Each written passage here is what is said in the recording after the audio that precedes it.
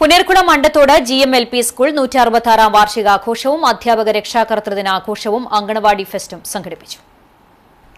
Andathode VP മാമു സ്മാരക ഓഡിറ്റോറിയത്തിൽ നടത്തിയ പരിപാടി വടക്കേകാട് SHO PP ജസ്റ്റിൻ ഉദ്ഘാടനം ചെയ്തു.